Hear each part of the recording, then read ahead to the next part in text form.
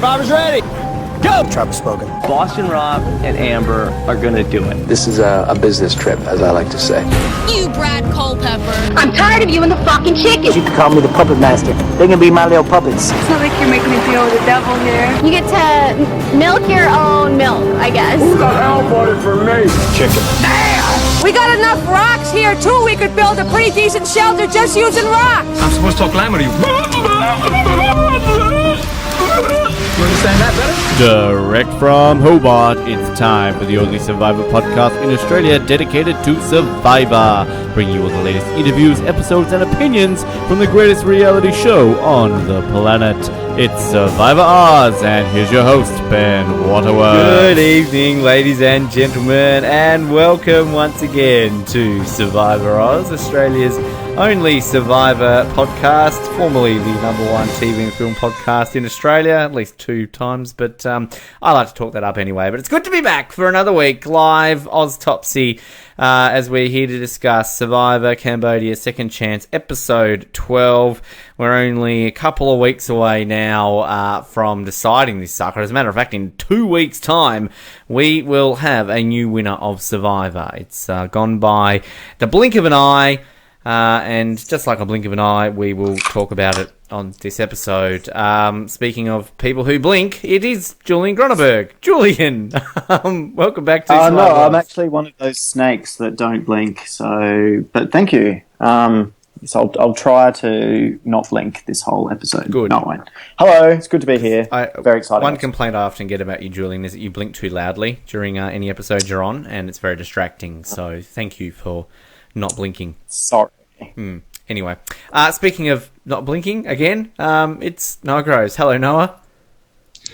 Hi, I'm just going to start off by saying that I don't hate this season. I need to get that out in the open because I've received about maybe 6, 7, 8 different people this week telling me that I don't like this season, including castaways on this show. So, yeah, just because you say the Wigglesworth episode was the worst of the season and that this isn't a top 5 season doesn't mean you hate it. Well, actually, that gets my first question. Around I was going to ask you, Noah, why do you hate this season? But never mind. 12 to 16 is pretty good, and the season isn't over, so I just want that out of the way. I do not hate this end of the story. I think it's a good season. I just don't want to call it the top 5 at this point. But hello, thanks for having me. Well, there you go. To our live listeners / watchers right now, Catherine, hello. Ruben, hello. Brendan, hello. Henriquez, hello. Visitor, hello. Noah does not hate this season, okay? We've clarified that. That's good. If I get one more time, I gets one more. But yeah, episode 12 then. Well, you thought the Wrigglesworth episode was the worst of the season. Let's start off with our usual question at the beginning of each Oztopsy. Noah, what did you think of this week's episode? I'm not sure if you were implying you thought this was the worst, but I thought this was pretty I like this solid. season. I don't hate it. Don't start it on me. Yeah, tweet Ben now next week. No, I thought it was a pretty solid episode. The Joe boot was always going to be a slow episode or not as exciting. We all knew that. But they did a good job of masking it because I thought for a second, no way, they're not going to vote out Abby Maria. Surely not. So I thought despite it being the obvious boot, they still did a good job of masking it. And finally, a return to classic loved ones. It's been since Philippines that we've had classic loved ones, so that's really exciting. And I was thrilled by that. A few complaints about that, but you know me, I'm always going to complain about something. And then the challenge, the immunity one, was quite dramatic as well. So despite it being not the most action-packed episode, I think it was still a solid entry in the season. # don't hate this season. Julien? Yes, pretty bloody good. No real complaints here. Like, I agree with Noah that the loved ones, it was awesome to see that back, like not in the finale, because it's just too much in the finale, I found. And I kind of knew when Joe, even though like I thought he might get a little bit of sympathy because he passed out, I thought maybe they won't want to vote him out for that. But then I never really thought Abby was going for some reason. I just sort of thought, no, this is just the typical sort of has to be the second person who it's between. But both challenges were really good. I don't know if I've ever seen that reward challenge before either, quite like that. So that was good. And there was some really good parts in it. So yeah, like I've just been loving this season. So Noah, what's going on, mate? Yeah, no, why do you hate the season? Noah kind of said at the moment 12 to 16. Where would you put it right now, Julian? If I forced you to do your Oscar votes right now. Look, it has to be maybe not top 5 because it's not finished, but we're pretty much there. And there's just been so much amazing things going on. If you're going to have heroes versus villains in your top 5, like pretty much every fan does, surely you have to have this in your top 10, like at least. Really? So I'll hold out like full reserves, but pretty much any of the cast bar Tasha, if they were to win, I'd be satisfied. So by that measure, it's a lot different to Worlds Apart. I didn't really want many of them to win at all, bar maybe Rodney and Carolyn. So I'm pretty stoked with the 7 that are left. And yeah, it's just been so exciting. There's been so much unpredictability. There's been no real set alliances as well, and that's just made it so unpredictable. And I do love as well that there's been such I think this season will make San Juan del Sur a lot more highly regarded because we've still got 3 of them in the final. So yeah, Noah and I are thrilled with that if that's the case, because I mean we're the advocates for that season. Big, indeed. I say 12 to 16, but that's just a rough thing. I could have it lower or higher. It's just a rough thing, but I just hesitate to say top 10 before the thing is over, but it could make it there. And then people seem to think I mean it's bad when I say 12 to 16, like 15 upwards technically is supposed to be the top tier seasons, the top half. And I would have Worlds Apart in the bottom 5 for a bit of context. So, yeah, saying 12 to 16 is still good. I just don't say top 10 because there's been some damn good seasons of this show. And I would probably have Cagayan in my top 10, but I would never have said that when the season was airing. So that's just a bit of clarification why I don't say, top 5, like, amazing. I can't. What about you, Ben? Yeah, I can't. I wouldn't have it in my top 10 right now. I would probably agree with you more so. 12 to 16, I think, sounds about right. And, I mean, again, I'm not disliking this season. I'm enjoying this season. I'm enjoying this season a lot more than last season. A lot more. If I honestly had to compare this to other seasons in recent years, though, I think I was probably enjoying San Juan del Sur more to this point right now. I mean, I love that season. Cagayan, yeah, probably. It's kind of strange, though, because I feel kind of weird comparing it to those types of seasons. I think you compare this to, as kind of you said, Julian, heroes, villains, all stars, and if I had to compare it to those 2 alone, I would put this as the 3rd season out of those 3.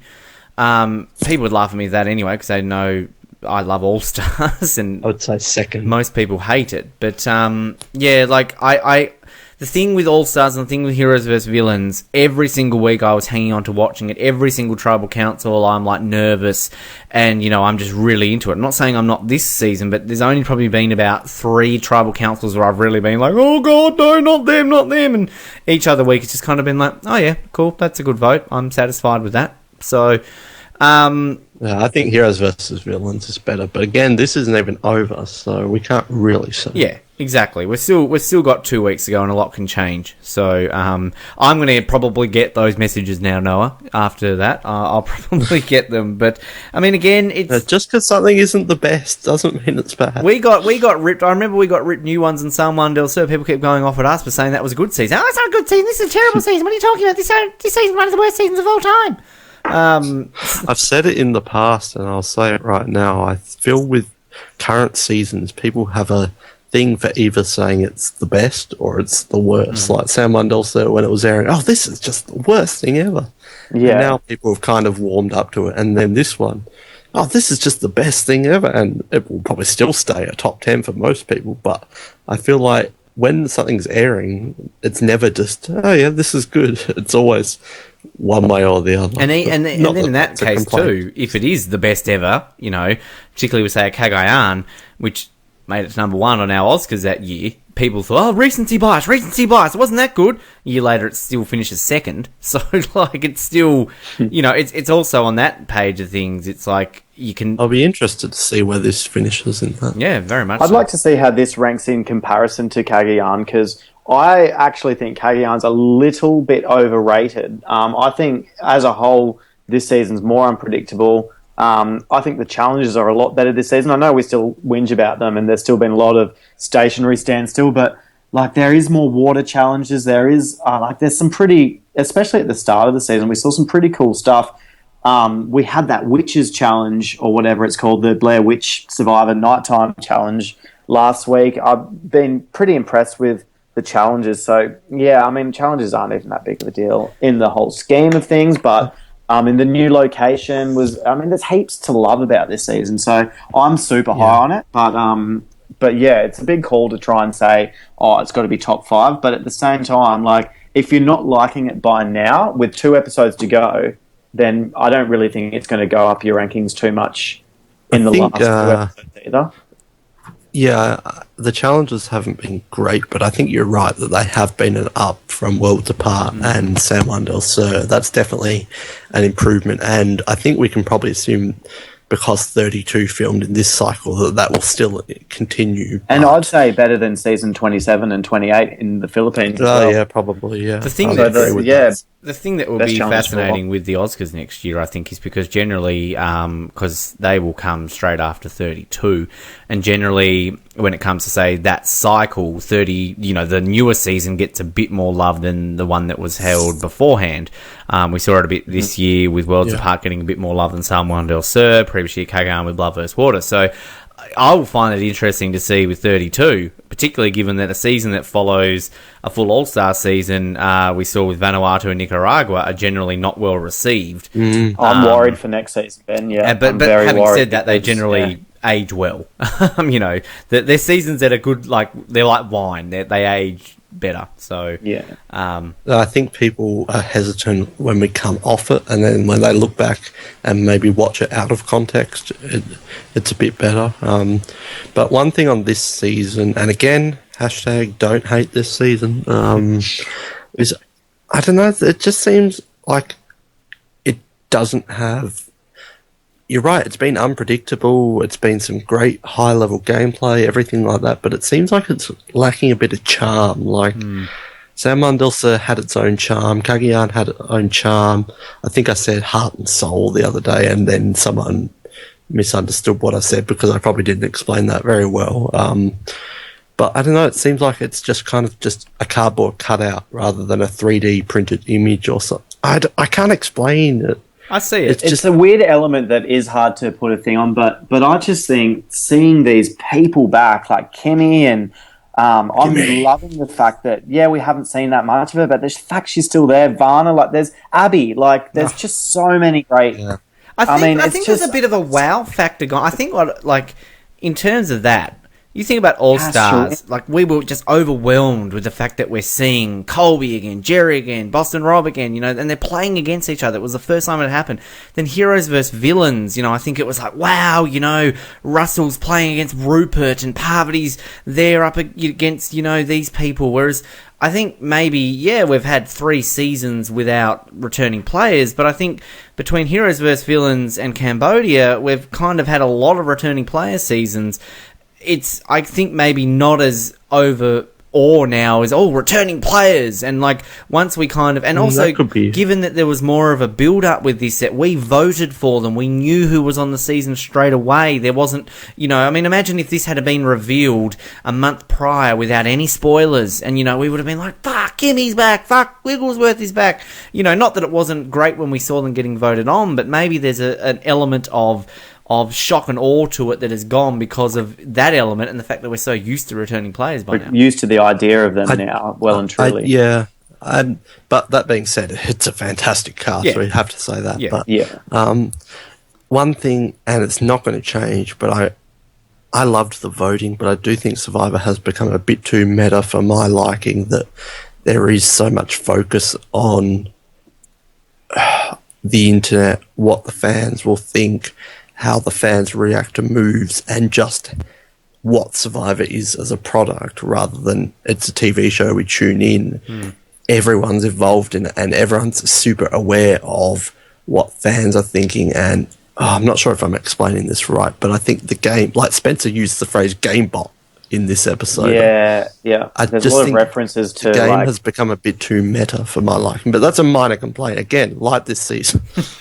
I have a question for you guys. Do you feel now, though, that it's almost like they're so aware they're being watched, like no one wants to almost take anything too personally because maybe it's just because it's all returnees this season, but I wonder if moving forward in future seasons, if we're going to see this continuation of like, oh, no, that after Tribal Council, when someone sort of gets like sort of shafted, like Jeremy's like to Spencer this week, oh, good move, but deep down he must be really thinking, wanting to do an Aussie and sort of be like, fuck you kind of thing.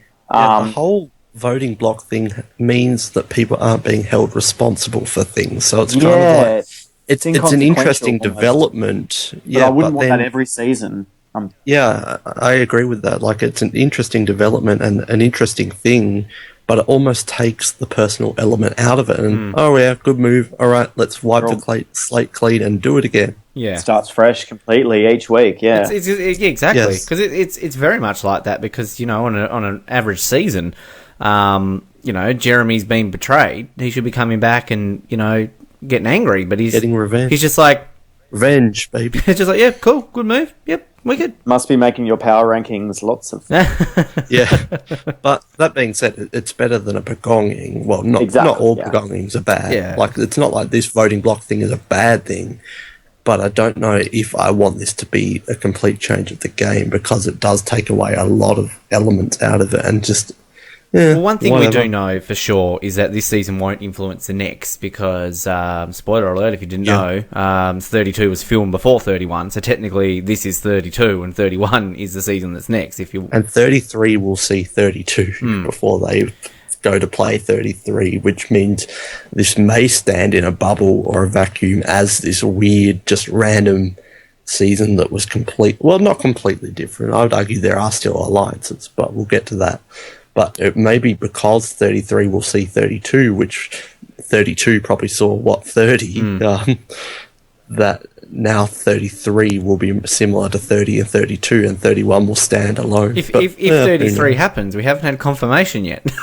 As I said the other day, Ben, don't say that. But again, Australian Survivor to look forward to now. At least we've got a backup if American Survivor is gone this time of the year. Don't even I don't want to get too excited for that because I worry about Australian Survivor being, like, we're talking about how it's so...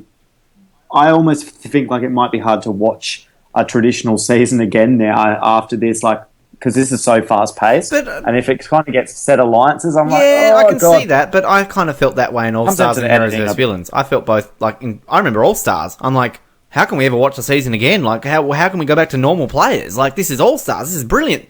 And then we got used to it, and then Heroes vs Villains came along. That's true. And that's kind of going back to that factor that Noah kind of was saying, that people go into the season post full returning player and are all like, this is shit because we don't have these people anymore. We've got to learn these people's names. But, I lost my train of thought. Anyway. Well, I'll be interested to see about the future then, because this has been a success, obviously. I'm not sure if it's been more of a critical success than Heroes vs. Villains. I'm not sure how you would measure that. Probably not, because that had the whole 20th season, 10th anniversary celebration. But people keep saying, oh yeah, Second Chance 2 is coming in a few seasons. This was a huge success. I'll be interested to see with the future, because Heroes vs. Villains was an enormous success, and the next full returning season was season 31. That's 11 seasons after. Should have been 12. 12, technically, with the filming order.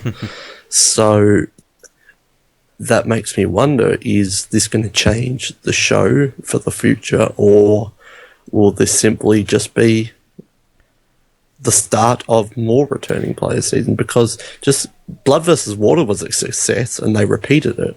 But they didn't repeat Heroes vs. Villains, which is intriguing. And generally, repeat seasons are usually quite crap.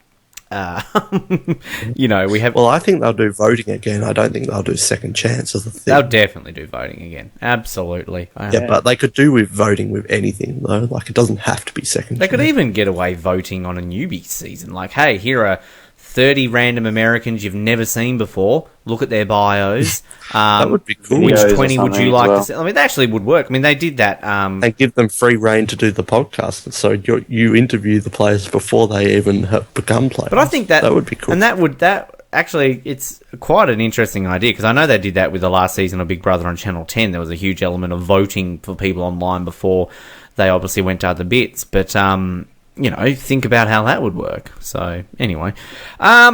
This episode, we're spending back to the episode. 20 minutes talking about it. That's all right. We've done okay there. I think we need to start off with the Loved Ones challenge. I mean, there wasn't a whole lot before that. We kind of touched on it a little bit in terms of reactions. Jeremy, Spencer, Kimmy, Women's of course, Alliance. setting up the All Girls Alliance. Can we just point out Kimmy doing strategy? Yes, we love it. Hearted. Kimmy is... Well, can we talk just quickly about Kimmy? Yes. Because I kind of brought this up last week, I think, but Kimmy is playing a good game, I think. Her improvement from the first time is amazing. And we're not seeing her, but she's playing a phenomenal social game. She understands strategy, and she knew that she was going to be on the bottom with Jeremy and Spencer. So she created something that would help her have a much stronger chance in the finals, but she still has the option of going with Jeremy and Spencer. She's no flog in the challenges either. She does quite good in the challenges. Obviously, she's not going to be winning them, but all round, I think she is a decent player, and if she got a good edit, we would be putting her up there as a potential winner. The only reason we're not is she got a crap edit, but I've been impressed with Kimmy if you read between the lines. I'd agree with that. I think that, she could go out there for the best improvement no matter what happens to her, even if she goes next week. There's an Oscar category. Well, we might have to do something different next year, given that we will only have one season to go off new players. So, I think Kimmy was an interesting one with predictions, because a lot of us kind of said, her abrasive attitude, she'll go early, or, she won't get seen much and she'll just be like a random boot somewhere. But I mean, this week wasn't the first time we saw her play strategic. Obviously, we saw that earlier on in the season when it came to the Monica boot. So she's a snake in the grass. that. Julia Gronenberg, ladies and gentlemen. But I think you're right, Noah. Like, she definitely is aware of how to play the game, and I kind of don't know if maybe I feel that we predicted unfairly on her, because I guess we only kind of had Australia to go off by. I mean, this was a woman who was getting called out in the first episode for talking too loudly, and she was the one who was to blame for Varna getting the extra vote and going home, and in terms of spilling the guts, in terms of who got the extra vote. So she's definitely one of the ones that you could argue at the end of the season who was most improved from their first time around. And I think, Noel, you gave me the stats, didn't you? I think on who's left in the game and who has improved on their first time and who still needs to make up ground. And Kimmy clearly has thoroughly improved. Well, and Wentworth. And Wentworth. They're the two. Spencer, Abby, and Tasha haven't beaten their past yet. And Keith. Okay, so Jeremy has. Oh, yeah, and Joe did too. Can we also just, what Ruben is implying in the comment, that Kimmy's a hypocrite? I believe he's referring to the fact that she voted Monica out for wanting an all-women's alliance, but I've seen that on Twitter. Oh, Kimmy's such a hypocrite, and even Monica was tweeting that. But at this stage of the game, sorry to interject there, what else is she supposed to do? Exactly. We're going to rip into her for making the best move possible she could do. Exactly, it was the right move for her to do. So, hypocrite or not, at that stage, Monica was getting too antsy for that. And she was a snake in the grass. Can I just quickly ask? I've barely seen any social media reaction to this episode. My question then is Tasha getting any criticism for potentially being a hypocrite? Because she's kind of gone to Jeremy and Spencer and said, I want to tell you this because I don't want to be seen that I'm deceiving and lying, yet she's doing that against the girls by saying that. So as I said before, voting blocks. No one can be held responsible for Exactly, that's something that anything. Cass would do, but Tasha would criticise Cass for sort of blowing that up. But then, yeah, you can't, because that's the modern game of Survivor, really, isn't it? So, I don't know. But I don't think she's a hypocrite because they're taking the all-women's thing too literally. Kimmy doesn't want an all-women's because it's all women's. She wants that because she's going to have a better chance of beating Abby and Wentworth in the finals than she is Jeremy and Spencer. So it's not a women thing. It's best scenario possible thing. So, And if you think about it I don't too, know, I like, didn't agree with that.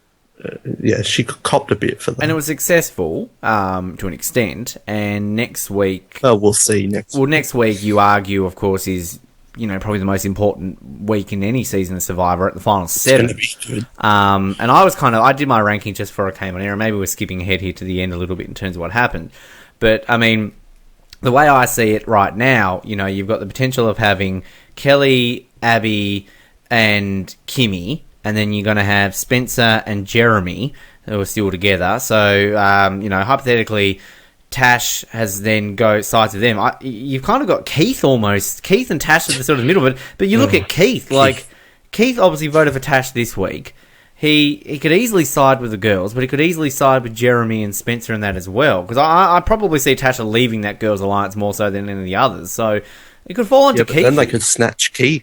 Yeah, because I mean, I'm trying to work out where Keith fits into this. It was difficult with my rankings because does Keith, given that he voted for Tash, mean that he wouldn't side with her and maybe go with Abby, Kelly, and Kimmy, or I don't know. I mean, he's been with Kimmy for a while, and yeah, it's kind of interesting. We're obviously jumping ahead, and we can talk about this now, I guess, if you want to, but we may as well. I'm on the. Well, I wanted to just say that, yeah, I get the feeling a lot of people don't like Tasha that much, but that could just be my fact that I don't like her, but I don't know. Why don't you like her, Julian? She's sanctimonious and she's holier than thou, and she just puts this sort of, I don't know, like there's subtle things. It's quite hard to say in one sort of in one way, but it's the whole like, yeah, God, where do you go from there? I don't know. Like, yeah, I just find her a little bit fake. Tries to be super sweet. She's really good at seeming likable, but then she's got this other side to her, which we heard Varna speak about. And you can kind of see some of her facial reactions, like when she snapped her neck back around. I can't remember who was going home that week. Maybe it was the week. It was one of the girls. Maybe no, it was probably Cass, the week Cass went home. But yeah, I don't know. Just, I'm not vibing on her. I think it's interesting because I think Kelly and Abby are one side and Jeremy and Spencer are the other. They're locked in. I don't think Kelly is going to suddenly work with Jeremy. But you're right, Tasha seems like she's more into the Jeremy Spencer thing, which, let's just say, would be a dumb thing to do because she's not beating Jeremy and Spencer. She is beating Abby in the finals. But anyway, but Keith, again, I think it's probably a strategy, but he's been just flip-flopping and going wherever he wants and no one is catching on to it. I could totally see Keith being the honorary girl. That if Tasha went with the other two, I could totally see Keith being the fourth in that alliance and going with them. So even if Tasha doesn't stick, I don't think it's all hope lost for Kelly and Abby at this point.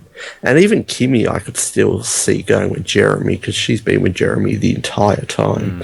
So I think it's going to be a very interesting week next week, probably the most interesting week in the entire season so far. Well, with the loss of Joe, it means, yeah, the only people who have been together from day one for all the switches is Jeremy and Kimmy, and we have seen that relationship is there. And, you know, sure, if the vote came down, I think Spencer probably might be targeted before Jeremy. But once Spencer's gone, and if they stick with the girls, is Kimmy really going to vote for Jeremy? Well, the other thing is Jeremy wanted to keep Joe around because Joe was the meat shield in the challenges. But that's dumb because it's not Jeremy. I've written in my rankings, it's Keith who should be worried now because Jeremy, let's face it, he's not great in them. No.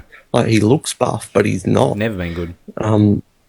Yeah, even in his first time. So now Keith is the biggest challenge threat. Like, Spencer's pretty good too, but are they going to do a Samuel Del Sur and say, geez, Keith could win all of them up until the finals at this point?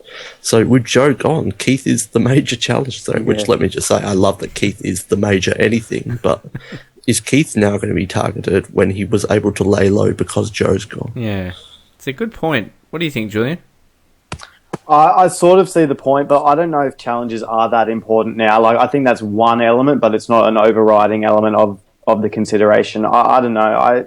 As to who's going to be targeted next week, you've got to be thinking, depending which way that I suppose Tasha's the swing vote. So depending which way she goes, she either sides with Wentworth and they go for Jeremy. I would think probably Jeremy's before Spencer. It's hard to say. Like, it's really going to be a massive week. I still feel that I really just feel that Spencer's going to get that target before Jeremy. I don't know. I feel it's amazing that Spencer's lasted so long. But his name always gets brought up in these situations, and he's doing decently in challenges. We should mention that. And Tasha and Spencer kind of have had a falling out. Well, they have in the past, I should say. They're kind of obviously working a bit together now. But I don't know. Jeremy's name just never gets brought up. Never getting brought up, yeah. You've also got to remember, though, that Spencer has shown a willingness to work with Wentworth, while Jeremy has never, ever flipped over to that side. And I feel that they feel like Jeremy's been the leader throughout the game and he'll get the votes at the end. Yeah, because Jeremy has never done a voting block, almost. He's always almost, like, I think once he did, but for the most part, he's stuck true, and he's never worked with Wentworth, while Spencer has shown a willingness to work with Wentworth, and so has Kimmy and Tasha. So I feel I do feel too like sometimes people are more likely to get votes at the end if they've got a family, and he's a bit older. Spencer's still a young kid. Sometimes people may not want to vote for the 22-year-old to get $1 million. But what's fascinating with just the more I think about it with Tash is that it was only a few episodes ago, wasn't it, that she wasn't on the right side of the vote, and she had that confessional, like, you get one chance, that's it, and then that's done. Yeah, that's her sort of like, don't you mess with me. Well, she was on the wrong side again last week with Spencer, yet she's potentially working with Spencer again, so it's... Well, I think everybody was working with everyone to get Joe out, really, at this point. Yeah, I think a lot of that comes down to they were aligned through the entirety of last season they were on. So I also think, too, obviously Jeremy and Kelly still have those idols. Nobody knows that we're aware of that they have those idols, which... Yeah. Can I just point out, I love that. I've always been an advocate of, don't tell people about the idols. Yes. Yeah. And this is why would you? This has got to be the most successful season with that, because we've had 4 idols, and not once has anybody known about the idols except for the people who have them, which is fantastic. So huge props to, it's only Kelly and Jeremy who've had the idols this season, but huge props to both of them that they've managed to successfully do that.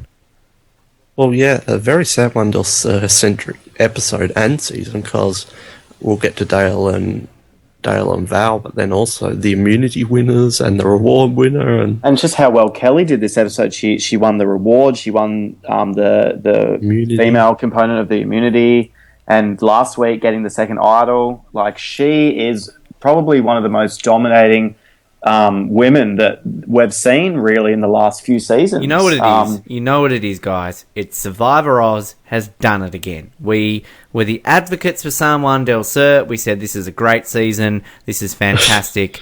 2 seasons later, they're kicking ass, taking numbers. You're welcome, Survivor fan community. We've done it again.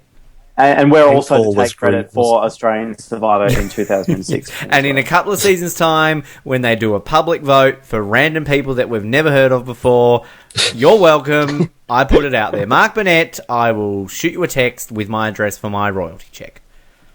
You'll be on cast, Ben. Did you ever get those buffs in the end? Well, what am I wearing? No, these are cables sent these to me, but anyway. No, Mark Burnett, his buffs. Oh, did he? Well, we found 2 people willing to give the buffs to him, and I put them in contact with his management, so I never got a thank you from Mark Burnett, but I know I had a couple of people willing to give him buffs. multi-millionaire TV producer asking random fans to give him the guy who basically you're invented right. the show in America. Oh, I'm out of buffs. Can somebody send me some? We've mentioned her a lot, but I feel like we haven't talked about Tasha. I'm just going to spoil it now. I've put her at the top of my rankings, even though she almost screwed up here. I get the idea of, imagine if the word did get out about the Women's Alliance, and then they're like, oh, we can't trust Tasha. So at least there can be a bit of... It's the equivalent of sharing that you've got an idol. Say, here, I'm sharing this piece of information, and obviously we don't like that, but trust me, because I shared this with you. But really, she's going to have to be pretty bad to screw this up. She's almost guaranteed a Final Four. Unless they do that thing where they take out the swing vote, where they're like, oh, we don't want the swing vote having the power. Maybe we should just all unite and get her out. But like a Sarah Lucina thing. It's a good point. Spoiler alert, Noah, I've got her second last in my rankings. But at this point, she is Final Four unless she does something disastrous to screw this up. She is Final Four. She can go with the women. She's Final Four. She can go with Jeremy and Spencer. She's Final Four. The only way it gets screwed up is through idols or through immunity wins. But she's good at challenges, so really it wouldn't be unrealistic to think at this point that she theoretically, obviously this season's been so unpredictable, she should be in the finals at this point. It's crazy how she's been set up like this, but I just feel like something may happen where she gets screwed up. I see it. I definitely see it, and I definitely agree with you. But I also can easily see a scenario where, as we were talking about Keith being the honorary girl, that she maybe gets, discovered or gets suspicious of. So Kelly and Kimmy kind of think, okay, what's going on here? Well, let's get Keith on side and we can easily take her out. Yeah, but would they over Jeremy and Spencer? Well, really? Let's hypothetically, Spencer wins immunity. Jeremy plays his idol. Tasha's gone. Hypothetically, again, there could be that question of, does Jeremy have another idol? I don't think they could do it. I don't think at this point they can split the vote, so I don't think it would be like that. Yeah, true. But I also guess, too, it could be the suspicion, does Jeremy have an idol? He had one before. I mean, it was random, last week? Well, does Joe have an idol or whatever it was? I think they're talking about idols a lot more than we're seeing as well. Like, even though, they must still be thinking, 2 idols have been played. There's got to be 2 still in the gap. Like, maybe not 2, but they've got to be thinking someone's definitely got one. That's still there. I definitely see it. I definitely see it. I just, I put her down low. I don't know about second last year, but I mean, it was kind of just based on how I ranked it, and sort of she only fit into 2 positions, and it was either bottom or second last, and I wasn't going to put a bottom. So yeah, I mean, my bottom. Actually, no, she's third last. Apologies. No, she's fifth. She's not sixth. Sorry, she's fifth. Because I just remembered who I put last. But yeah, it's, I don't know. I mean, I kind of, as soon as I saw her say that, I was like, wanting to take her to the end because I don't think the jury likes her that much. But that could just. But that's a good point, though. That's the one thing I guess you raise, is because, I see kind of your point there, Noah, and she's playing, I think, a lot better game than she did first time around. Let's not forget that. But it's one of these situations where, you read into it and you think, she gets to the end, she's going to get votes and blah, blah, blah, blah, blah. And ultimately, she might, get absolutely none and get, like as Julian says, get no respect from the jury. Like, I mean, we thought Carolyn, or, we can laugh about this now. Actually, not Missy, sorry, I'm not laughing at Missy, Jacqueline. I mean, I guess we kind of thought... Too soon, man. She'd get a little bit more in Salman Del Sur, but, she could easily fall into that category of, hey, she's going to get so many votes, it's going to be close, and she gets, 1 vote. I'm so prepared to eat my words, but eat your words. Words. I don't see a situation where Tasha isn't in the finale at this. I'm not saying she will be 4th, but I don't see a situation where she gets voted out next week. And again, unless it's an idol play or something like that. But then the other thing we haven't really mentioned is she's got 2 options. Like, she's got so much to work with. I think she must be an idiot if she doesn't go with Kimmy, Wentworth, and Abby, because she could beat all 3 of them theoretically. Like, I don't think she would. I think Wentworth and maybe even Kimmy would beat her, but compared to Jeremy Spencer, she's not beating either of them. That's her So better option, to go with. if she doesn't go with that option, I'll be very surprised, and that would be put a question mark next to her game. What if we got a Tasha? But she's all about loyalty as well, so you just don't know. Like, I don't know. Yeah, it's hard to say. What if we got a But she would be Tasha, still- Kimmy, Keith final three? Who wins that? Tasha? It's so hard to say because I Yeah. could see Keith getting votes. It's just his edit dictates that he won't win, and Kimmy as well. Like, people like Kimmy. Keith, he's And probably the most liked person out there. And speaking of edits and numbers of confessional, like Tasha's probably had the most, or she definitely has, but she hasn't had shitloads of confessionals this season. So Third who's to last say that right in the now next out of the people who are left, she's third last. yeah, who's to say that Kimmy couldn't have heaps in the next 2 episodes, or to sort of like, Kimmy win. Oh my god, that would be awesome. I'd be happy with that. But I think in your scenario, Ben, Tasha wins just because they will look at her strategic game. But I still think it would be a close one. I think Kimmy and Keith still get votes. I'm honestly just like smiling, and I'm not tearing up, but it's kind of like, when you're really happy and your eyes just get like woo! Like the thought of a Kimmy win. Like, would that just not be? That would be the greatest thing ever. Like, seriously, I would love that. We're at to the point now with this final 7 that probably. I don't even want to say I would be disappointed with anybody winning. I mean, there are people I want to win more so than anybody else, but just she's the number one with the Kimmy, bullet. yeah. Like Kimmy, oh Hands my down. god, that would be the greatest thing ever in Survivor. I'd get a Kimmy tattoo. I think the other thing, don't you have to get a Candace tattoo for some reason? Oh I no, we don't did win know, the but, award, so that's fine. Yeah, Kimmy win would be fantastic. That's my number one. Well, Keith or Kimmy, and I don't care that they're not the greatest players. I want them to win. But the other thing we need to point out is it's a 10-person jury. This is going to be unpredictable. It's not going to be 10-0-0. Well, I was gonna. I mean, did we bring this up last season or the season before? And it's not going to happen. I know it's not going to happen. Well, if it does happen, call me an idiot. But I kind of wrote in my words, like, we've got 7 people left, 2 episodes to go. So, unless we get 2 vote outs or a medevac or something next week, we're going to have a finale with 6 people. Could they spring the surprise on us and give us a final 4?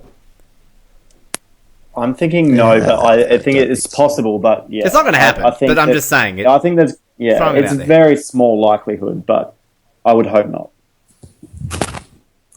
I wouldn't want to see it. But I'm just, we had an amazing race. They've done that 2 seasons in a row in the Amazing Race now, Noah? Or? Yes. Yes. There's that thing Not that talking Savage that said much. though, that something happens that's never happened Yeah, before, and I that's don't know kind of what I it's was thinking with referring that too. Like, it's probably going to be something stupid, like somebody breaks The a vote double or fingernail something. on the second last day and eats it with their rice. Savage doesn't wear his beanie for long. Oh, Can we point that out? What is with his beanie? And he's such his Ponderosa videos. Have you guys been watching I the way haven't. he's Yeah. reacting to people? I said I have a problem with Tasha. Savage tenfold. I love Savage. Don't get me wrong. But it just annoys me. Like, one thing I will say, it kind of works in the fact that he looks a lot younger wearing that beanie than he does without it. But it's still kind of, it's like, what you It's doing? the LJ Savage? effect. What are you doing, Sav? Like, Yeah. LJ. He Don't thinks take he's off such that a hat. rational player, but he's actually quite emotional, and like he reacts to things like really sensitively, and I don't know, like, yeah, I don't think he's a good player at all. Can we talk about the family visit, the reward challenge? First of all, this challenge, have we seen this challenge before, or is it just a mixture of a bunch of other challenges? I don't think so. Yeah, Because according to You haven't Survivor seen Wiki, a puzzle like the end of the according to Survivor Wiki, we haven't. But Survivor Wiki. Really? we've seen elements of it before.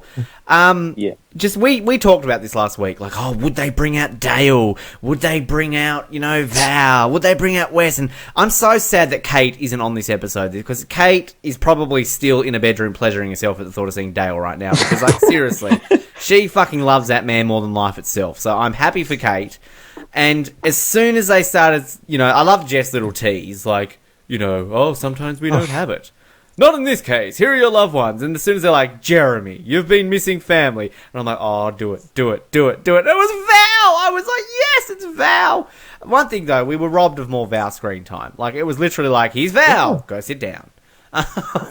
But obviously Dale, yes, good to see Dale. Spencer's girlfriend. Spencer's girlfriend, funny. yes, Spencer's girlfriend. Bit of a babe. He got she's What's her name? Like, uh, it's got the same name as the Teenage Ninja Turtle or something. Raphael. Marcella or some shit. Good looking girl. Well done, Spencer. You've got onto a winner there. We got to see Vera. Noah was just Vera. No, Noah. Vera. You tweeted it out. You've written a top 10. Point out what you had in a top 10 from a few years ago. Oh, I don't have the exact quote, but I wrote a top 10 of top 10 loved ones visits, and Vera was number 3, and I said, I'm really hoping that Abby Maria returns one time and makes it to the loved ones visit so we can see more of Vera. 2 years later, it's come true. Vera. Joe's dad, nice little bit there with Joe's dad. Tasha's cousin, nice little moment there, saying they're more like sisters. Keith's wife, now, we were robbed of Wes. We were robbed. Where was Wes? Hashtag where's Wes? Nugget reward. And now was it, so her name, they were calling her Big D? Yeah, Big D. Because I couldn't understand it. Big D was pretty good, even though we were robbed of Wes. I could not understand a word of, not just Keith, any of them. They were like, wrong name, and I was like, who? What's the name? I think her name's Dana, I think Jeff said, so that would be Big D, but she was pretty good. And can I point out, Kimmy's dad, he looked like her brother. It's like her husband. Oh yeah, husband or a brother? Like, he's doing his anti-aging. Yeah, I want some of that. When we get Kimmy on the show afterwards, I'm gonna be like, Kimmy, can you ask your dad what he does to looking like? He's got to be. Well, she's in her 40s, right? Yeah, she's in her 40s, so he has to be at least 60. So hang on, she is. Hang on, let's just confirm. 42, so she's 42. Did you say? Yeah, 42. So hypothetically, he has to be at least 61. Even if he was 16 when he had her, like, that's still 58. Like, guy's looking good no matter what age he is. So yeah, well done. Well, considering Keith's like 52, and he looks older. Keith looks Kimmy's more dad. realistically to be Kimmy's dad than Kimmy's dad. I thought, like, Kimmy's not married, so what? This must be her brother or someone like that. Jeez, Kimmy's dad. Well, we robbed of more Kimmy dad. Yeah, exactly. Well done, Kimmy. Mr. Kappenberg. Good job for you, son. Yeah, round of applause for Mr. Kappenberg. Young Sonny Jr. There's a recap episode next season. We'll get Kimmy and her dad on, just like we did with RC, the missing contestant. I like the challenge. It was good. Kelly won it. Good job. And again, this is what we need in rewards. Individual rewards where they have to choose. It brings emotion. It brings tension. It didn't really bring too much to the gameplay. But it's great. Sorry, I just feel like she got to choose. Like, I like to see her get to choose a few, but don't you think, like, 3 people, like, it's almost a few too many when there's only 8 and can I, there, like, 4 people. I agree with that. One thing I want to quickly ask Noah, do you think that Jeremy has proved so much on his game? Because you were one of the ones who always said Jeremy whinges all the time. Were you not expecting to have a Jeremy whinge confessional about, she should have chosen me because my wife is, but... Jeremy's definitely toned down the whinging, which in Sam Mundell said he was the most whingiest contestant in the history of the show. But I think they're focusing more on gameplay this time. But we did get I'm going to have a little baby boy. Oh, it was sweet. Yeah, I'm surprised there wasn't a confessional about Jeremy raging about, she's so dumb. Like, I'm surprised they didn't have that in there. I was honestly, out of all the loved ones, I was excited to see Vera, I was excited to see Dale, but I was most excited to see Val. I mean, I'm a big Val fan. I love Val. Yeah, that was cool. And just to see her. And, like, yeah, robbed of Val time, because, I mean, even with Dale, Propes at least was like, oh, you played this game, Dale. What's it like being here? It was nothing on Val. I did like the little moment back at camp with, like, Joe when he sort of met Dale. It was kind of like, he was like, oh, man, I'm so happy to meet you. And Dale was like, oh, how are you doing? Like, it was kind of like, hey, we've got this survivor with us. I tweeted out that I love how they've been building up this Spencer, I love you thing, this Jeremy and his baby thing. They've been building up these storylines since week 3. But then I loved how the conclusion to that was Dale gets to come to camp, Vera Gomez gets to come to camp, Papa Kimmy gets to come to camp. Like, all of the people who weren't a part of the storylines other than Joe's dad just end up coming to camp. The most random trio of loved ones over Spencer's girlfriend and Val, who's pregnant.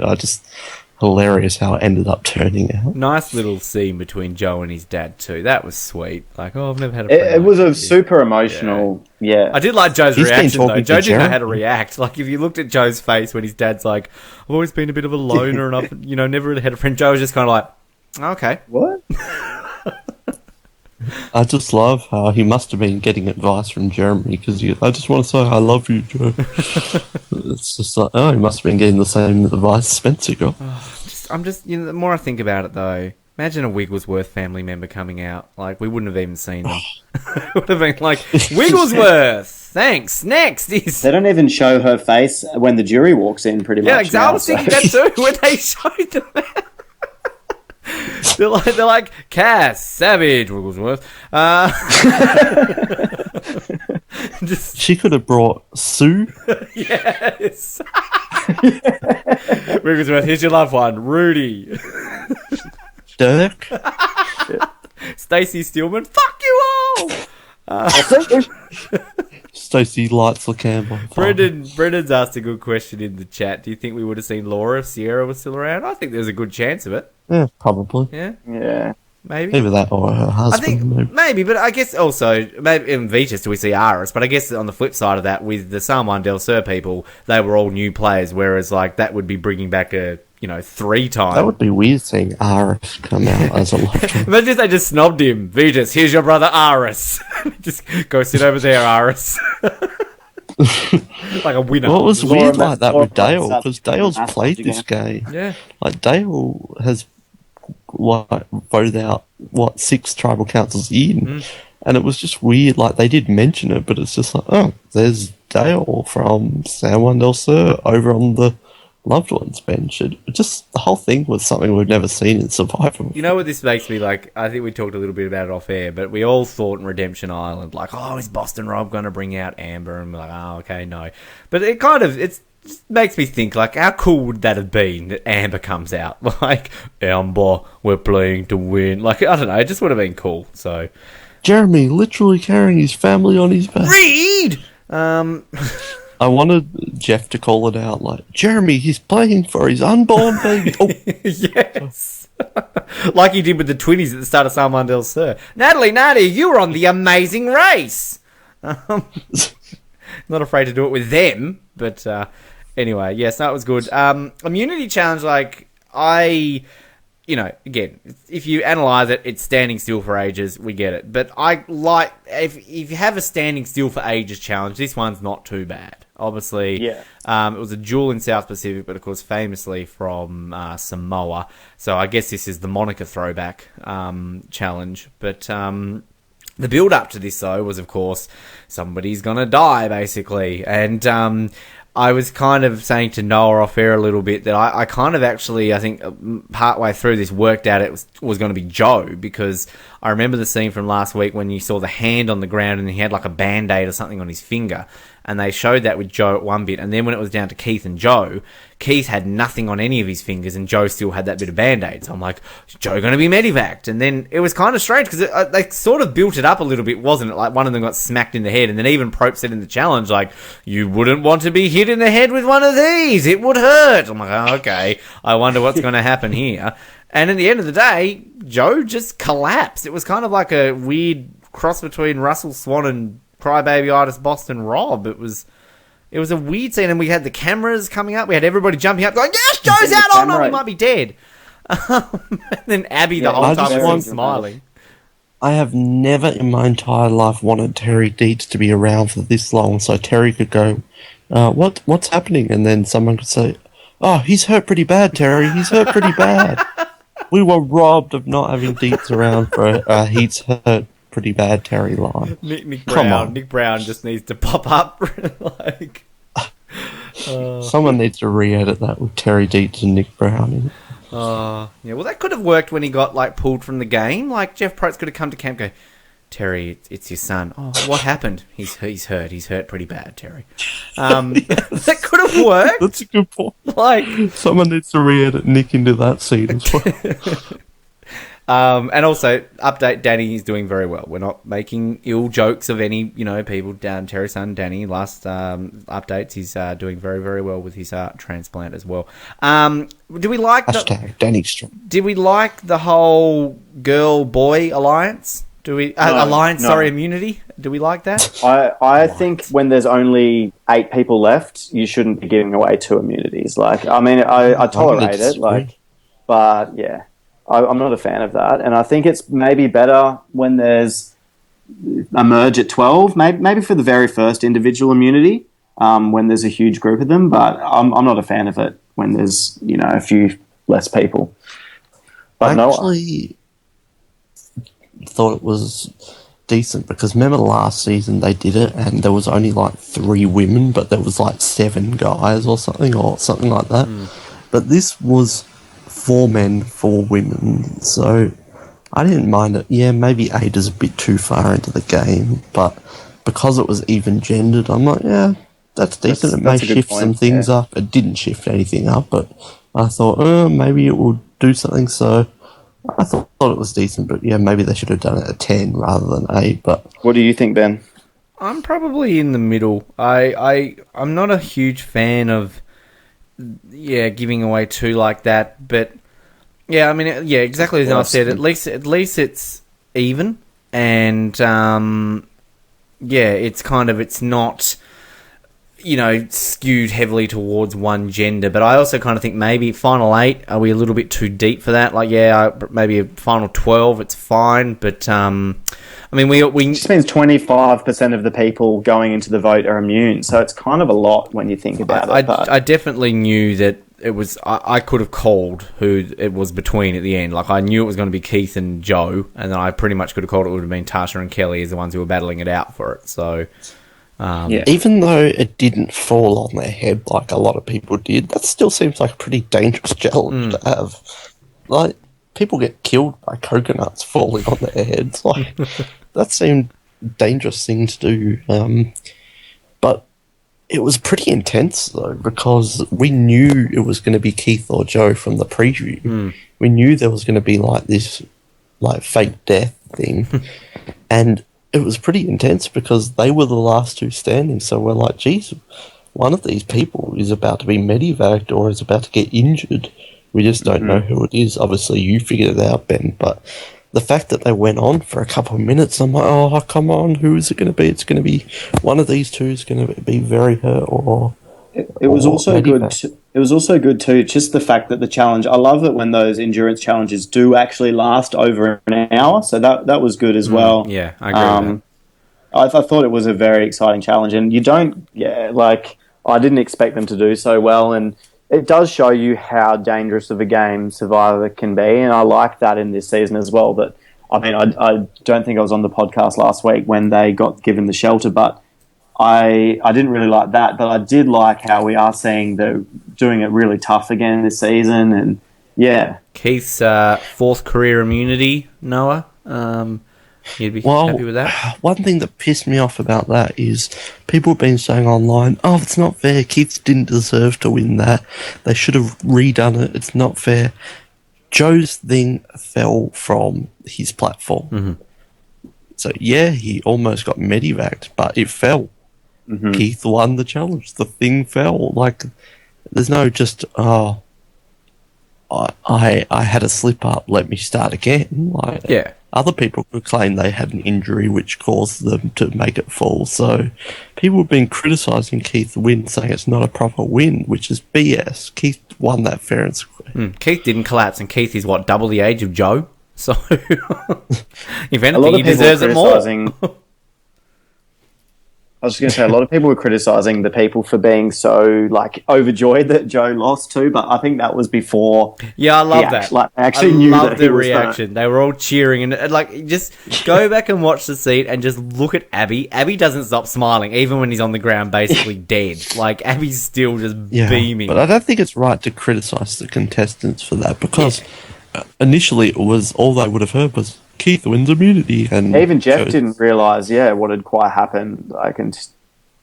Yeah, I don't think it's fair to hate on them for smiling for 2 seconds. I did like, the cameras. We get to see, very rare, we get to see cameras. We always get excited, don't we? Like, oh my God, we see cameras! Like, why the fuck are we watching It's a this TV show? I absolutely love Jeff. Like, here's some shit, get him an umbrella!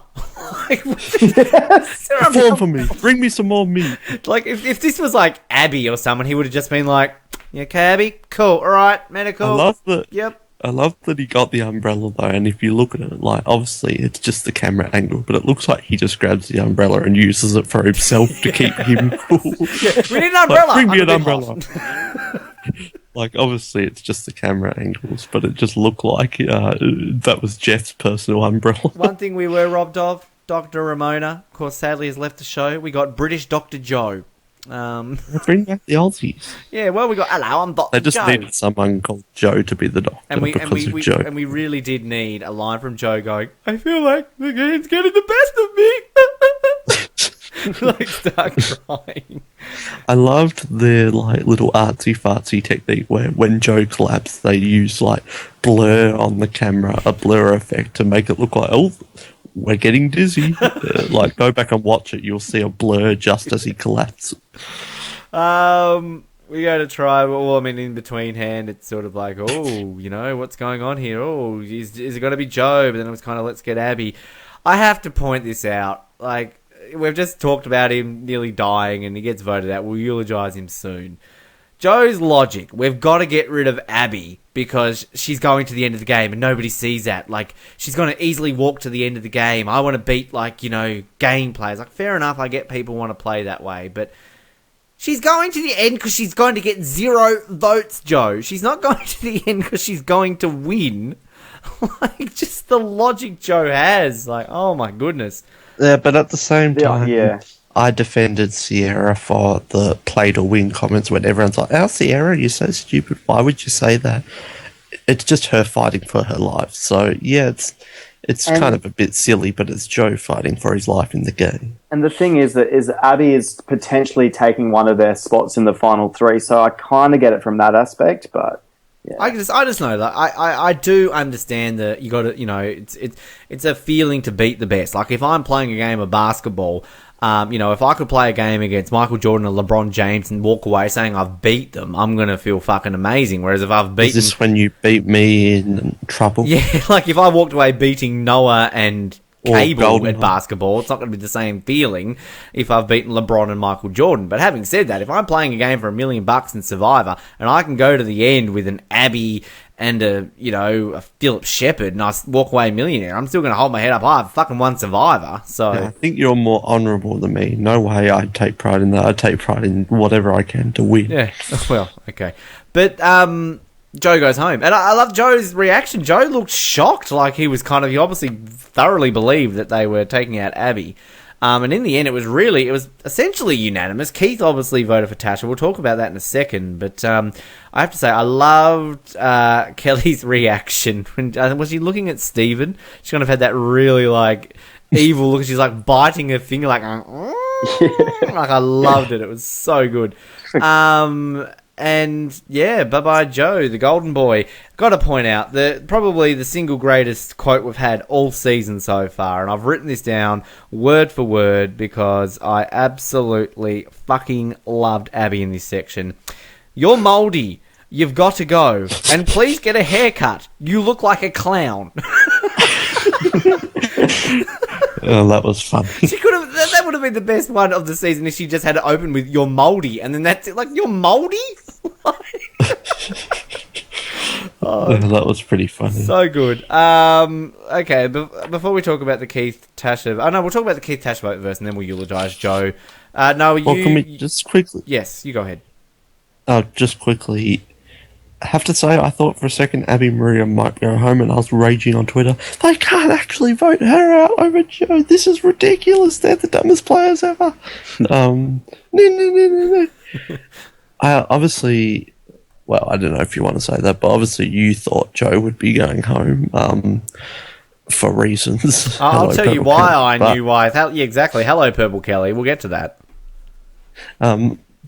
But for me, like, yeah, in the back of my mind, I always knew it was his time to go. But for a second, the entire episode was, we have to get him out, we have to get him out, we have to get him out. And I tweeted, there's so much talk about getting him out, which makes me think they're probably not going to get him out because of how obvious it is. But ultimately, I didn't really know until the votes were being read. Obviously, I thought, surely it has to be Joe, but still, I thought for a second it could have been Abby.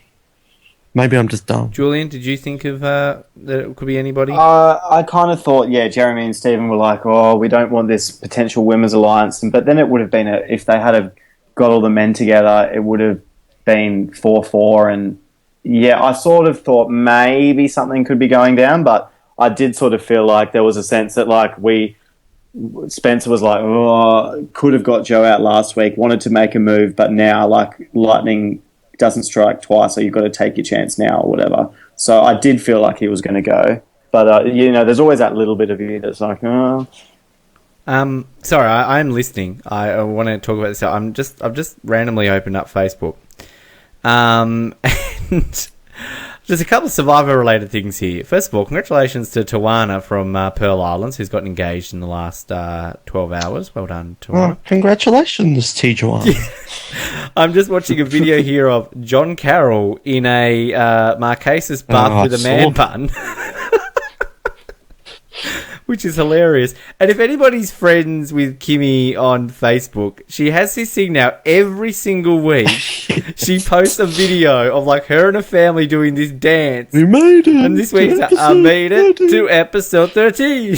Like, I don't know if I can turn this up loud. Hang on. The weekly Kimmy dance. So we're going to hear this. Hold on, wait. This is Kimmy.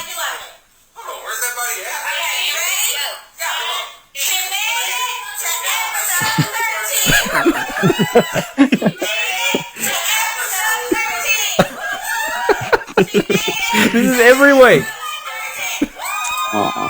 Well done. I think they Kimmy. need to practice their synchronicity a bit, but that's awesome. That's so Kimmy, though. It's brilliant. Anyway, sorry, off topic. I'll get off my phone. Keith voting for Tasha. Now, I keep saying Tasha. I'm very self-conscious of how I pronounce her name, folks. All right, Ms. Fox.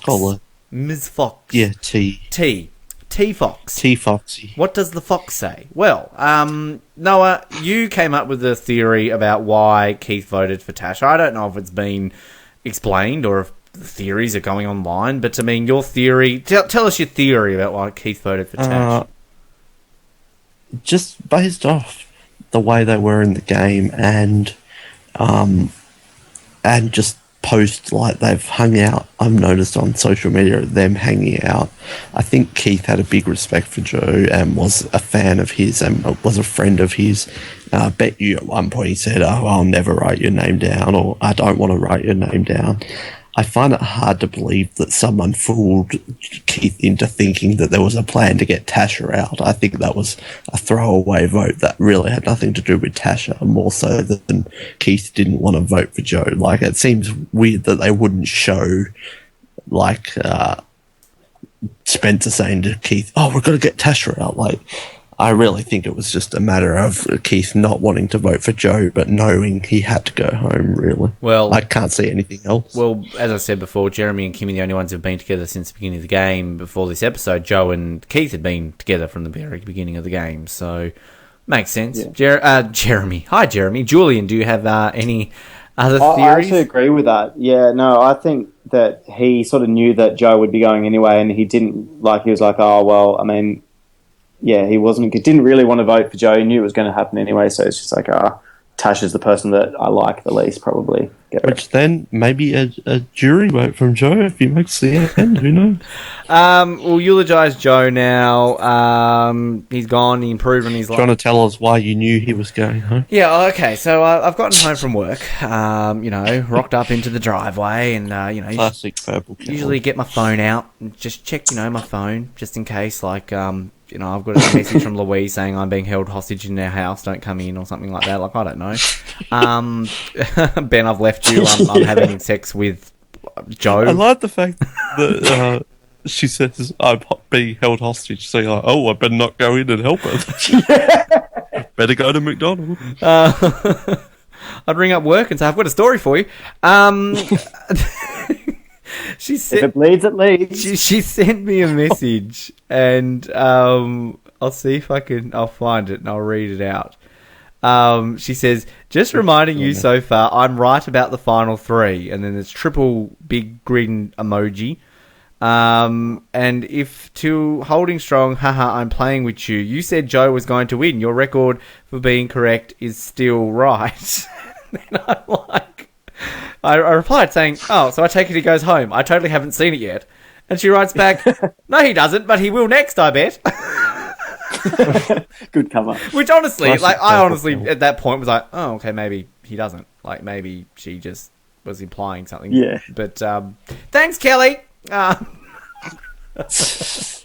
joke. Hello, Kelly, if you're listening. Download her episode the other night. It was a good episode.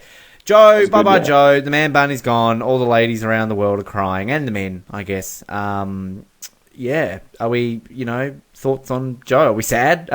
From a personal perspective, it now means that every single player left in the game we've had on Survivor Oz. So one of these 7 people who is winning this game, we've already interviewed them and should mean we hopefully can get them back on again after the season. Julian. How selfish of you. I'm very selfish, okay? I'm selfish. I'm happy that Abby's in the game. And you can get the show, isn't it? Yes, man? it's all about that. God, I'm like, they're Pokemon. Got to collect them all. Julian, Joe, we sad? Joe, I thought he was so damn sexy, like pretty much everyone. So not anymore? I love the fact that he always... Yeah, after that fall. Shirtless. It didn't matter if it was raining or not. So thank you for that, giving the audience what they like. Some of the audience. Yeah, I actually did like Joe. Like he people were like, oh, he's a bit bland, blah blah blah. But I think he stayed pretty like true to himself. And I don't know. I think I get the feeling he is like actually not arrogant, and he is a pretty genuine, nice guy. Like he came across pretty well, and I think he played a better game than last game. And yeah, I mean, you've got to give him props. Like you've got to give him credit for getting as far as he did while being such a big threat. Like, I know he won his way through, but he managed to sort of get, even to the merge as well. Like, I don't know. I think he played a pretty good game. So, yeah, good on you, Joe. Noah? I agree that in real life he's probably really nice. I don't think he is arrogant or anything like that. I vote for him, and outside of Spencer, he's the last one I didn't vote for. So the only person left that I didn't vote for is Spencer. Everyone else I've voted for to come back on. Not Wentworth. So outside of Spencer and Wentworth, I voted for everyone else to come back on. Yeah, I just found him to be very one-dimensional. His only story was how good he is, and that's not necessarily him. That was other people, Savage saying that, Jeremy, the edit showing us that, and there was nothing more to it other than a short story about his dad, but the rest was just how good he is, and that's just boring to watch. And his only storyline was, can we get rid of him from the challenges? And it was just... oh, and he won again. I am sorry I just want to say I am happy he went now though, because I didn't want to keep seeing him winning either. So I'm actually happy that if he did really break that record of beating every challenge, that would have been like, ugh. Yeah. But I completely agree. I do think he improved on his second chance. I do think he played a better game all around. He's the player who will never make the final tribal council. And even some of the best, like Sari, will never make it, probably. So it's not like that's a huge knock against him, but he will never make the final tribal council. I think, again, you do have to look that he never had to go at all during the pre-merge. And if he did, then maybe he would have been targeted a lot more. But we'll never know. That's a what-if scenario. No. Yeah. Overall, I wasn't a huge fan. I wasn't sad to see him go. I didn't vote for him to get on. Honestly, I'm not a huge Malcolm fan, but I think Malcolm's a better character. But surely there is no way that we don't see Joe back for a third time. I would be highly surprised if we don't see him for a third time. Maybe we'll see Malcolm more over him back. But I think Joe was probably more... Honestly, people joke, but I don't think an Aussie versus Joe versus Malcolm is out of the realms of possibility. I could with definitely see that Probst happening. loving them. Definitely agree. I would really hate to see Aussie back, but same. That would have to be 15 pretty brilliant newbies if that's the season we're going to have. yeah, Joe Aussie versus for the Malcolm. fourth time. I mean, Would we rather Joe, Joe versus Malcolm versus Aussie, or would we rather Reynolds versus Pete? Not Pete, sorry. What's his name? Eddie versus Malcolm. I'd rather Eddie and Malcolm. Yeah. Not that I ever want to see Eddie back on Survivor. Hey, he's the 11th greatest number 8, one-time player in the history of Survivor, Noah. number 8, wasn't he? Oh, I thought he was 11, 12, 10. yes. He was high, all right? He was very high. So were our voters.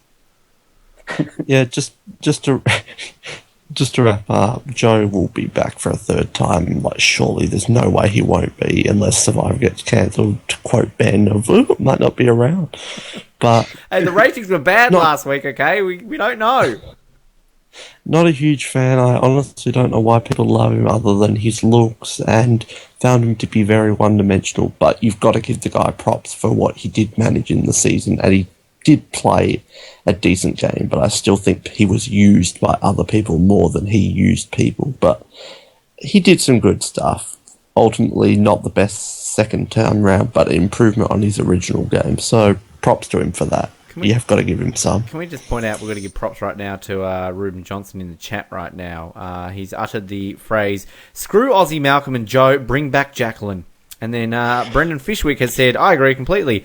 Bring back Jacqueline." If we had awards for our listeners, we'd have and the Oscars go to Ruben Johnston and Brendan Fishstick. Fishwick. Brendan Fishstick? Fishwick. Fishstick. Fishstick. Like a candle made of... Bring back Yule and Ian. All right, well, let's just talk about her. Let's bring back them all. Bring back everyone. I agree. Bring back Jacqueline. Bring back Jewel. Bring back Ian. I'd love to see all three of them back. Jacqueline back and Survivor. And John Mish, too. Oh, John and yes. Yeah. He Jacqueline would have been on this versus John. season if he answered his phone. I would watch John Which I versus believe, Jacqueline. you know, this is great. This is this just shows how much I listen to episodes that I'm not involved in. Apparently, John played the voicemail during the recap with Ryan the other week of him being asked to come back on the show. So I haven't listened to it. I apologise, Ryan, but I'm going to listen now. I started listening to that, but I think I must have fallen asleep. Because I wasn't the host.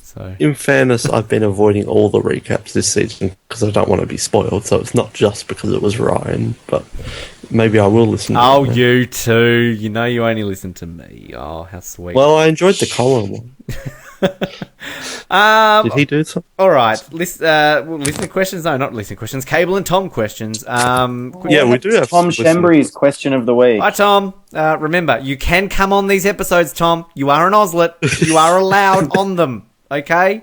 Generally how they work. And give a free pass. Again, I love how I don't actually ask anybody to call in anymore. Oh, well. Call in, Tom. Tom says, question. How disappointed from 1 to 10 was everyone that Wes was not Keith's family visit? Well, I think we all covered that, didn't we?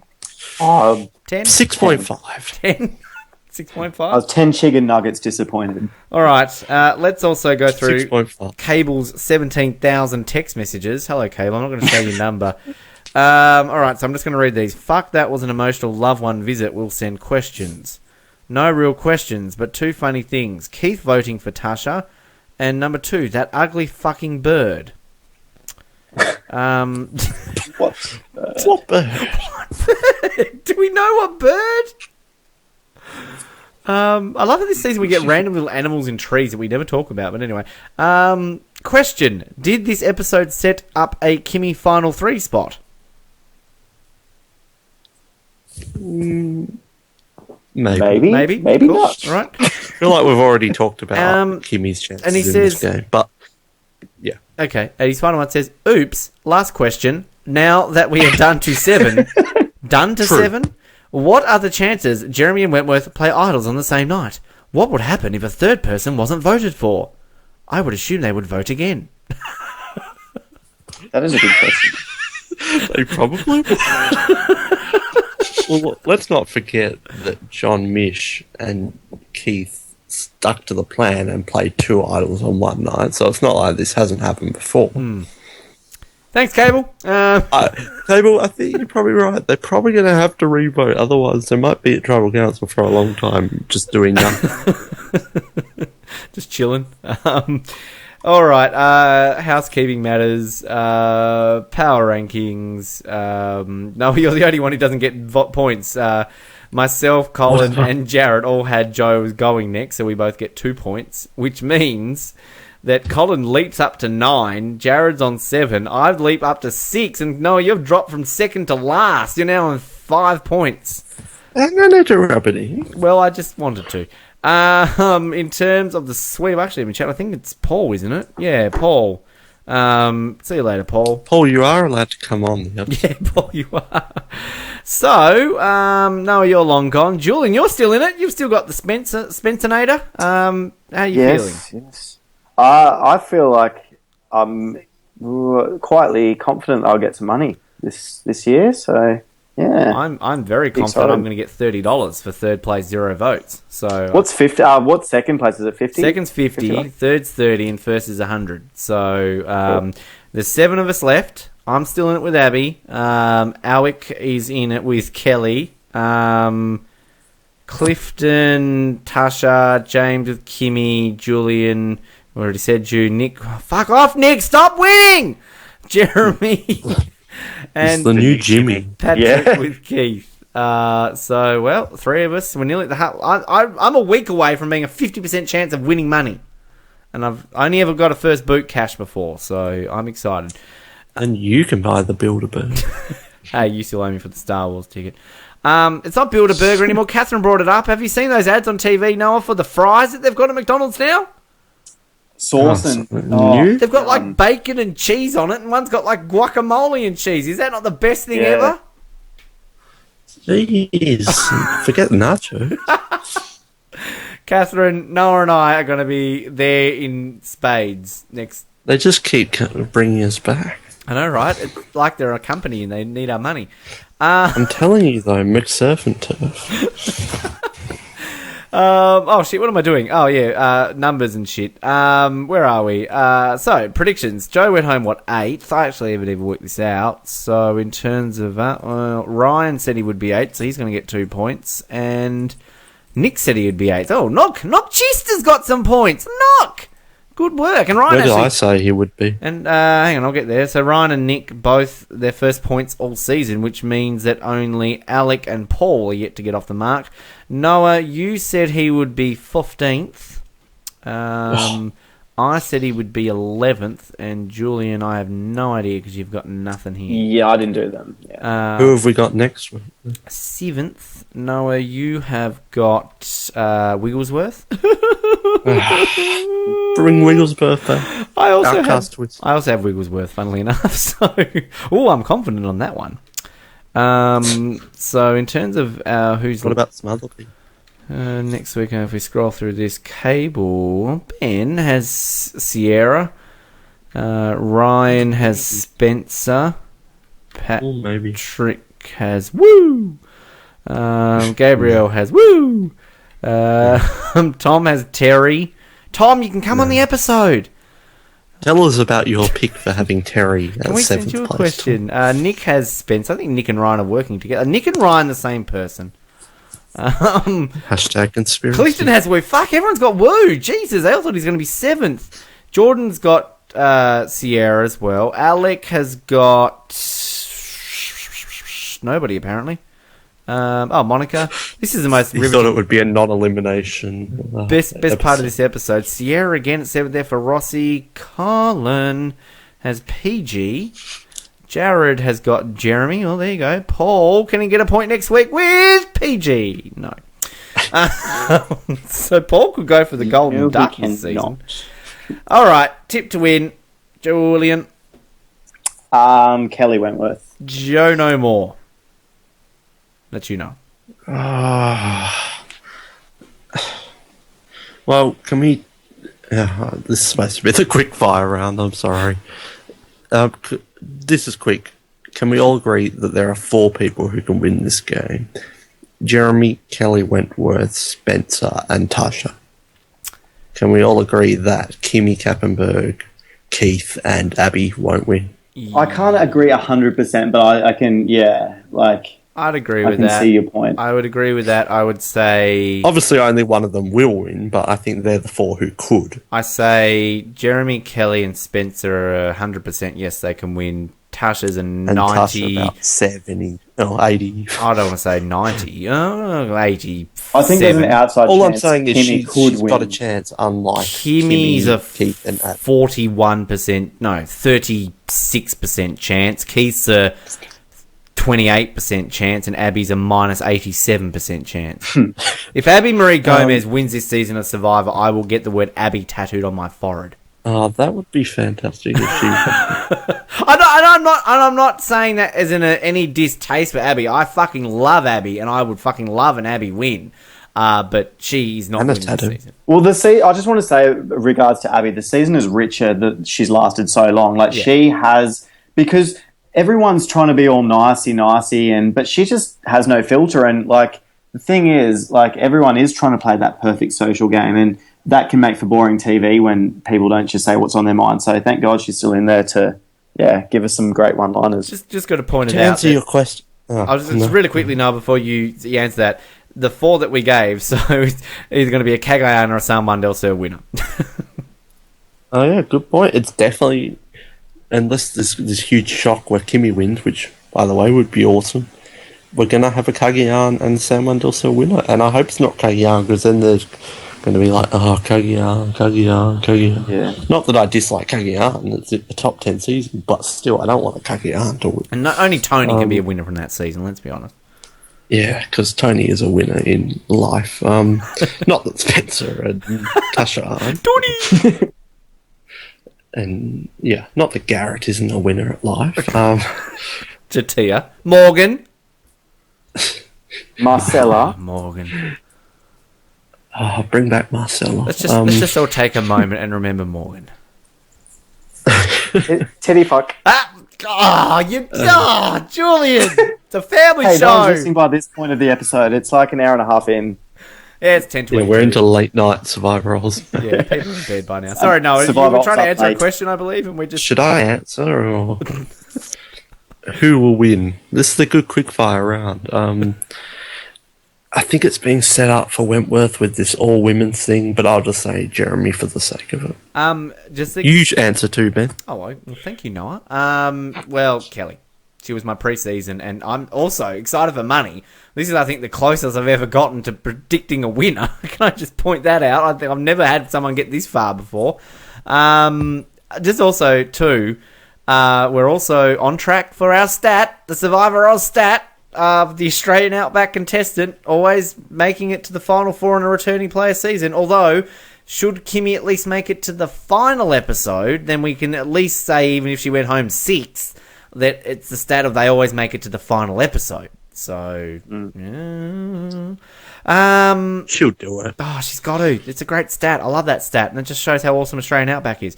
All right, what are we up to? Who's your dark horse there, Noah Grosey? Well, I'll say Tasha because we're talking about this 90% where she's not an obvious one, but she has a chance, at least, unlike Abby. Julian? I'm going to say Spencer for the dark horse. I'll put up Jeremy just because he's not really a dark horse. I mean, he wouldn't surprise Jeremy anyone. a dark horse. Spencer then. Spencer, I don't know. Next to go, I'll start with me. I've put it out there. Spencer's going home next week. He's my last in my rankings, so I'm going to say he's going home. I've made a bold prediction. Noah. I feel like next week's going to be a really unpredictable episode. I'm really looking forward to it. I'm going to say they would be dumb to vote out Abby at 6th place, like they voted her out at 5th place, or 7th, sorry. Let me just say, I just said that Jeremy will win, so I can't really say he'll be next out. Maybe I'll agree with you. Maybe this will be Spencer. I just don't know if I fully see a Spencer win, even though he's a big fan favourite and a big character. Like, is Spencer really going to be the winner of a season? So maybe Spencer. Julian? I think Jeremy might be gone next week.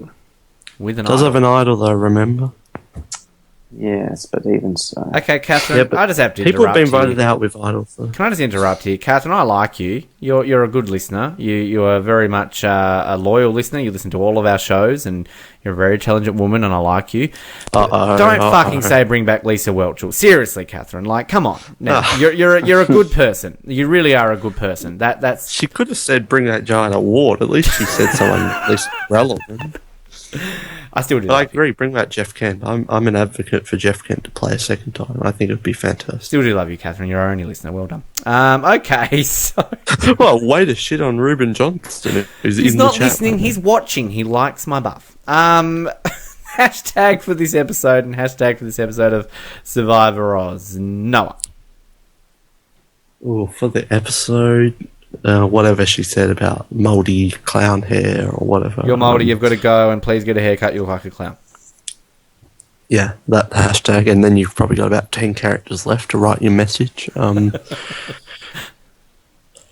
hashtag halfway to death or something. I don't know. For this episode, hashtag Vera. That's what. And then for this episode, hashtag where the hell is Zachary Chong? Yeah, where's Zachary Chong? Oh, anyway. Yeah, you know what you said? Guess the song, Ruben Johnson. You know what you said there, Catherine, about Lisa Wetchell? That's a Zachary Chong comment. Julian. Hashtag. Hashtag for the episode of Survivor Oz, Ugly Bird, or whatever Cable said. It's the bird, Cable! What is Let's just go with hashtag whatever cables. The bird is the word. And more Kimmy, please, for the episode of the show. She made it to episode 13. She made it to the winner of the season. Can you imagine that? I want that if she wins the season, I expect them to all get up on stage and do it. She won Survivor all of the Kimmy Cambodia. The whole crew. Oh, it'd be so good. Well, thank you for tuning in. We'll be back live next week for our penultimate Oztopsy of the season. Recap. Why so quickly? It has gone by very quick. It's bloody Christmas in 3 weeks. Wow. Yeah, recap this week. I'll tell you who it is, but I don't even know. I'm going to be honest there right now. Bring back Billy. We might have to. Sandra was sort of scheduled, but it doesn't look like that's going to happen. So we've put a few feelers and vibes out there, and we were hoping to bring next week's forward a week, but unfortunately she's unavailable till next week. And we've put a couple of messages out there, so hopefully we'll have one. If not, I'm sure Ryan and Noel will entertain you with another Oz special next week. Cindy Hall. Cindy Hall. Well, I get Dan Lou. We haven't had Dan Lou back, and we keep saying we'll have him on, but Get Dan Lou, Dan Lembo, and Dan Fold. the Triple Dan episode. Oh, Foley's good. What about Dan Kay? Yeah, come on. Yeah. No, get fucked. He's Dan trying to Kay's a find star. himself, and we can't find him. We're trying to find him too. We don't know where he is. So yes, stay tuned. SurvivorOz.com. Well, actually, we don't really post it there. Facebook.com/SurvivorOz, Twitter.com/SurvivorOz. We'll post it there, and you get your questions in. You can just send in a question right now if you really want to. Like, dear recapper, do you like Kimmy's dance on Facebook? What do you think of Survivor? And what about that ugly damn bird? Yeah, what's your thoughts on that fucking ugly bird? But yeah, and we're also. Well, I really enjoyed the bird. Who the hell voted for the bird?